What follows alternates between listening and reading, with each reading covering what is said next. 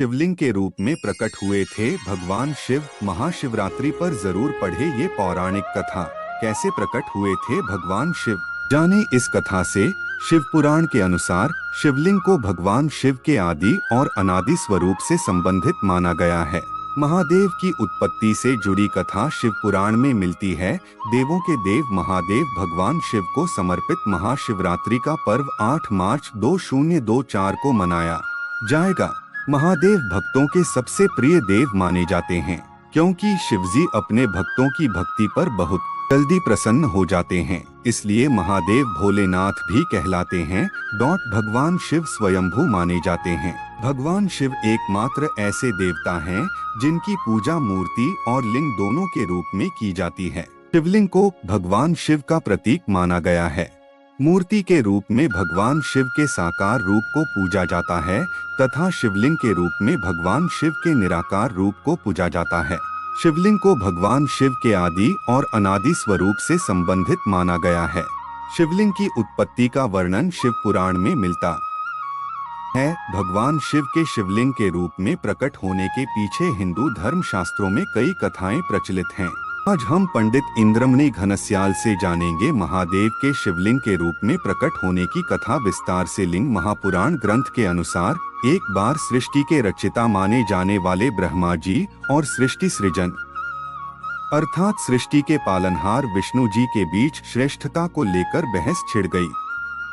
दोनों देव स्वयं को श्रेष्ठ बताने की होड़ करने लगे।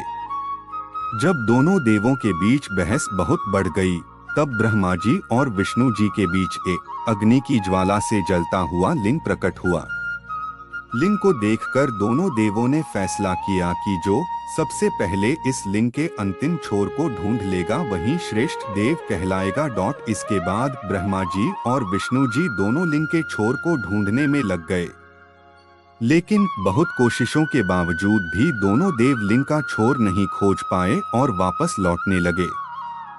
तब ब्रह्मा जी ने स्वयं को श्रेष्ठ सिद्ध करने के लिए केतकी नाम के फूल से सहायता मांगी और कहा कि विष्णु जी के समक्ष जाकर कहना कि ब्रह्मा जी ने अंतिम छोर ढूंढ लिया है, जिसका साक्षी मैं हूँ। ब्रह्मा जी के कपट को देखते हुए उस लिंग से रुद्रदेव प्रकट हुए और उन्होंने ब्रह्मा जी के झूठ के कारण श्राप दिया कि पृथ्वी लोक में आपकी पूजा नहीं होगी। इसके बाद रुद्रदेव ने केतकी पुष्प को पूजा में शामिल नहीं किए जाने का श्राप दिया। ब्रह्मा जी और विष्णु जी ने हाथ जोड़कर रुद्रदेव से अपने स्वरूप में दर्शन देने की बात कही। तब रुद्रदेव ने कहा कि आप दोनों भी मेरे द्वारा ही उत्पन्न किए गए हैं।